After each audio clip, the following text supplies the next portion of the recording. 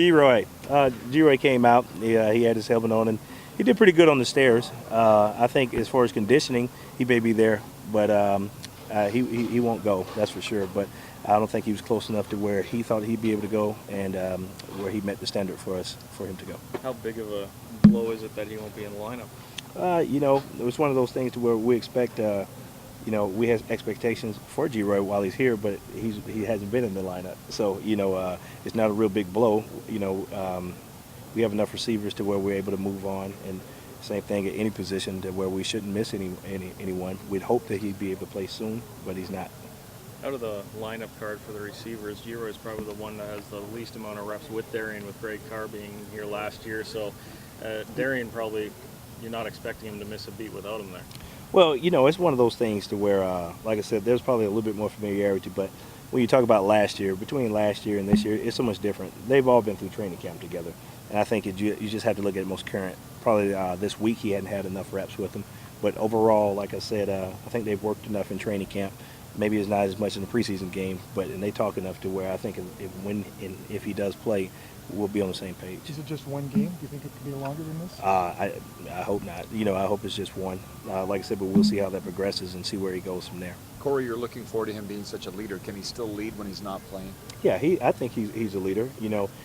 Leadership is about a lot of different things, and for Geroy at this point, he has to show how he handles being injured.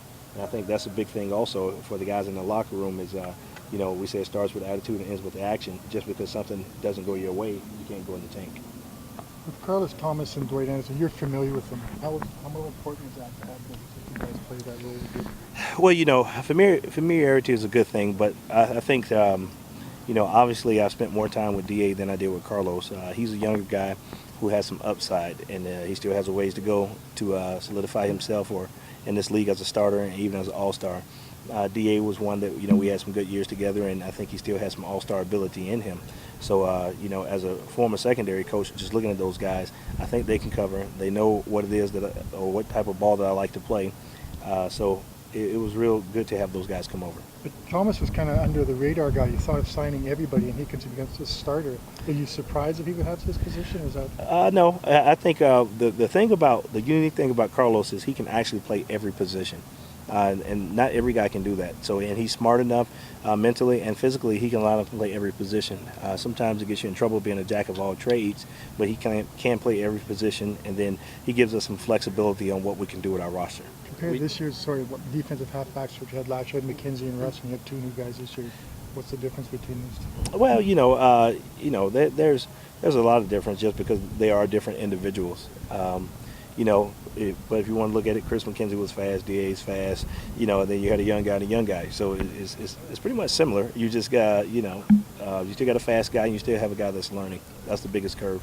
But, at the end of the day, the guys we had last year did a good job for us, and, we made a change, and we hope these guys do a good job and a better job for us. Week 1 of the regular season, how excited are you to see now that all the cuts have been made and you have your roster to see what they can put on the field?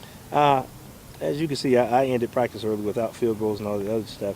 They had to remind me because I was so excited. I said, well, I'm ready to get to the game. We've been practicing long enough. I really want to see it. I told the coaches, they're doing a phenomenal job in their teaching and their coaching on the field. And I see the players picking it up. I can't wait to see the players take what they've learned from the classroom and put it on the field.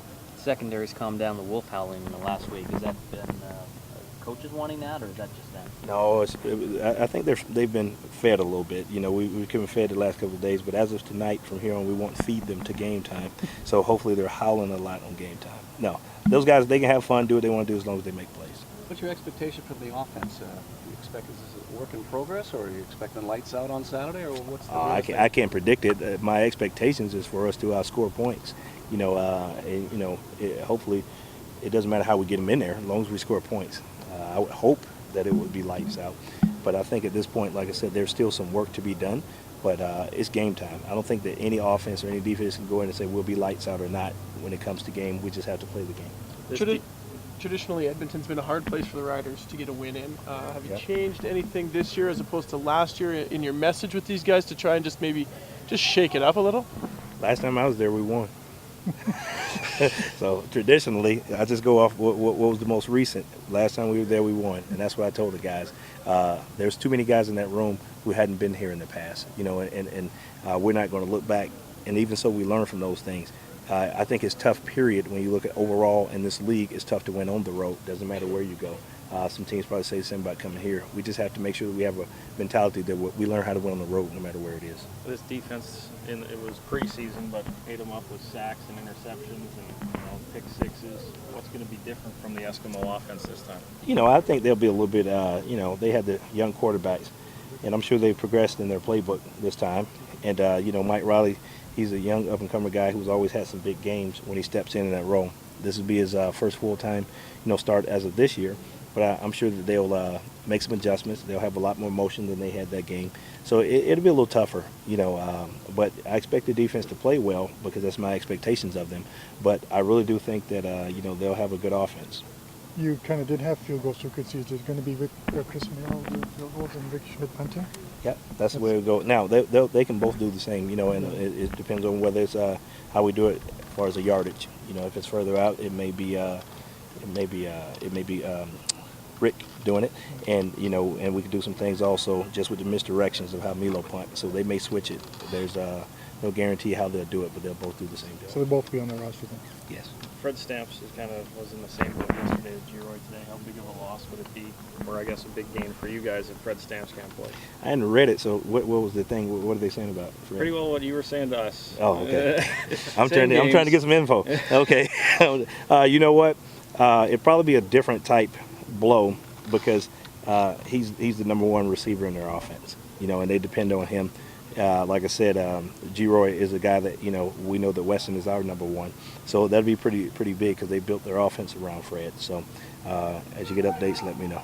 What questions do you have that need to be answered on Saturday for this team? Can we win? Can you win? And can we win on the road? Is that a question you might, or do you think that's It is a question, and like I said, until we answer it, can we win and can we win on the road? That's the biggest thing is, everything that we've done, we focused on winning, becoming a winning team this year, and winning on the road. So those questions be answered as we go on the road this weekend.